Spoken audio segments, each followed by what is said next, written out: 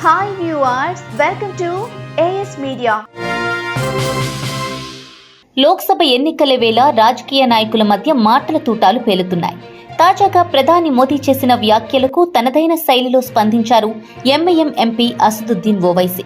భారత ప్రధాని నరేంద్ర మోదీ పరోక్షంగా ముస్లిం జనాభాపై చేసిన వ్యాఖ్యలకు ఎంఐఎం అధినేత హైదరాబాద్ ఎంపీ అసదుద్దీన్ ఓవైసీ గట్టిగా కౌంటర్ ఇచ్చారు. ఎక్కువ మంది సంతానం ఉన్నవారికి, చొరబాటుదారులకు దేశ సంపదను పంచిపెట్టాలని కాంగ్రెస్ పార్టీ చూస్తోందని ప్రసంగించిన మోదీపై ఓవైసీ విమర్శలు గుప్పించారు. ఎక్కువగా కండోమ్లు ఉపయోగించేది ముస్లింలే అని వ్యాఖ్యానించారు. పాత బస్తీలో ఎన్నికల సభలో మాట్లాడుతూ ముస్లింలు ఎక్కువ మంది పిల్లలను కంటారని ప్రజలకు ఎందుకు అబద్ధాలు చెబుతున్నారన్నారు.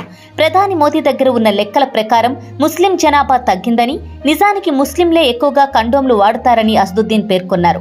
ఈ విషయం చెప్పడంలో సిగ్గుపడటం లేదన్నారు. ముస్లింలు ఎక్కువ సంతానంతో మెజారిటీగా మారుతారని, దేశ ప్రధాని హిందువుల్లో భయం కల్పిస్తున్నారని ఆరోపించారు. తమ మతం వేరు కావచ్చు, కానీ తాము ఈ దేశానికి చెందిన వారమేనని స్పష్టం చేశారు.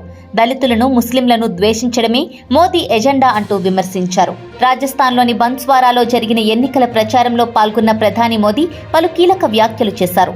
మాజీ ప్రధాని చేసిన వ్యాఖ్యలంటూ కాంగ్రెస్ అధికారంలోకి వస్తే దేశంలోని అన్ని వనరులపై ముస్లింలకే ఎక్కువ ప్రాధాన్యత ఉంటుందని చెప్పినట్లు సభలో మోదీ చెప్పారు. ఈ వ్యాఖ్యలపై కాంగ్రెస్ అభ్యంతరాలు వ్యక్తం చేసింది. ఎన్నికల సంఘానికి కూడా ఫిర్యాదు చేసింది.